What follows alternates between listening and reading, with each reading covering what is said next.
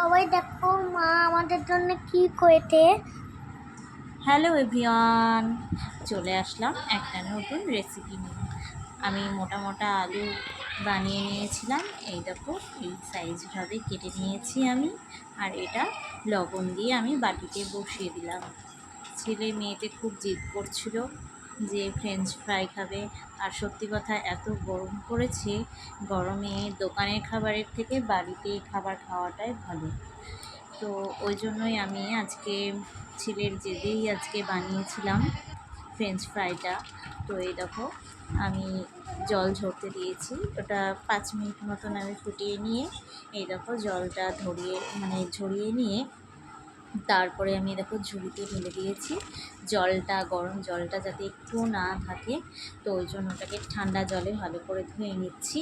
আর এই দেখো বরফটা আমি ফ্রিজ থেকে বার করে নিয়ে এই আলুর মধ্যে, গরম আলুর যে ভাবটা সেটা যাতে নষ্ট হয়ে যায় আর আলুটা যেন পুরোপুরি না গলে যায় বা সেদ্ধ না হয়ে যায়, তো তার জন্য আমি পাখার হাওয়াতে এটাকে নিয়ে এসে আমি একটু গরম জলটাকে ভালো করে পরিষ্কার করে টরে নিয়ে তারপরে এই যে বরফ দিয়ে এটাকে থালে আমি একটু ঢেলে দিলাম, ভাপটা যাতে বেরিয়ে যায়।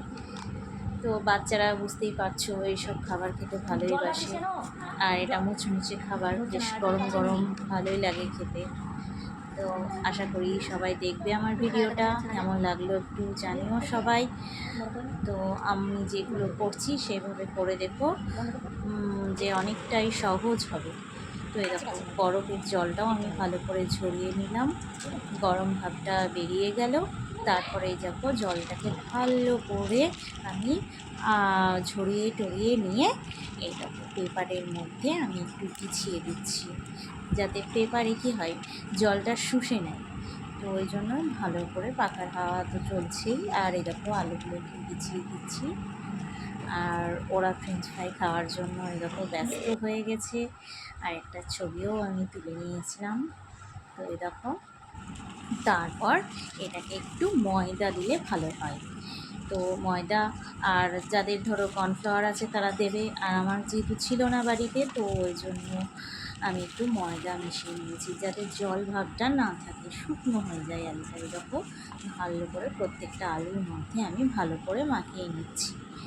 তো এই দেখো এটা 5 মিনিট মতন একটু রেখে দেবো, দিয়ে চলে আসবো আবারও আমার রান্নাঘরে।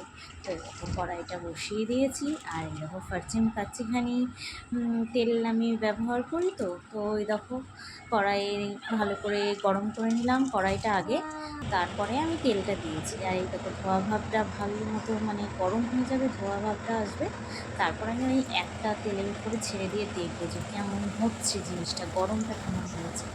তারপর আমি সবগুলোই দেবো একটার পর একটা। তো এই দেখো সবগুলোই আমি একটার পর একটা বাকিগুলো সব দিয়ে দিলাম। আর দেখো এইভাবে ভালো করে নাড়াচাড়া করে নিচ্ছি। আর এটা একটু মুচমুচে হয়, আর বাচ্চাদের ওই জন্যই ওটা প্রিয় খাবার। তো সবাই দেখে বলবে আমার ভিডিওটা কেমন লাগলো। তারপরে পুরোটা দেখবে, তারপরে কমেন্ট করবে, পুরো না দেখে কেউ কমেন্ট করবে না।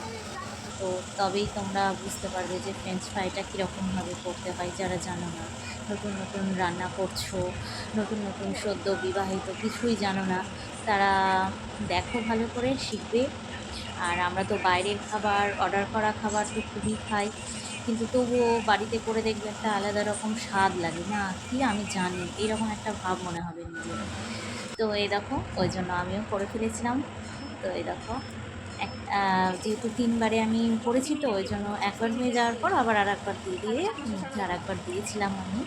তো এই দেখো সবগুলো তো একসঙ্গে ভাজা হয় না, আর আমার ছেলে দেখো কী হারে আনন্দ করছে, শুয়ে বসে একবারে আনন্দে মাতোহারা, না তো কি ফ্রেঞ্চ ফ্রাই খাবে, খুব ভালোবাসে ফ্রেঞ্চ ফ্রাই খেতে। তারপরে দেখো আমি এই মশলাটা দিয়ে দেবো, ম্যাগি মশলা। ম্যাগি মশলা থাকলে ভালো, ম্যাগি মশলা যদি না থাকে চাট মশলা দিয়ে দিবে, তো বাড়িতেই দেবে। যদি সেগুলোও না থাকে তাহলে ভাজা জিরেগুলোও দিয়ে দেখবে, বাচ্চারা ভালোবাসবে। বাচ্চা কেন, বাচ্চার সঙ্গে সঙ্গে বড়রাও ভালোবাসে এই খাবারটা খেতে। ডাল আর এরকম ভাজা যদি থাকে সাইডে, আর এত ভরা নেই কিন্তু প্রিয়। আর সঙ্গে রইল সস, যেহেতু আমি ভাত দিয়ে তো খাচ্ছি না, এমনিই খাচ্ছে বাচ্চারা, তো এই দেখো সসটা দিয়েই খাচ্ছে। তো এই দেখো আমার রেডি হয়ে গেছে। তো আমার ভিডিওটা বা আমার রান্নাটা কেমন লাগলো একটু জানিও সবাই।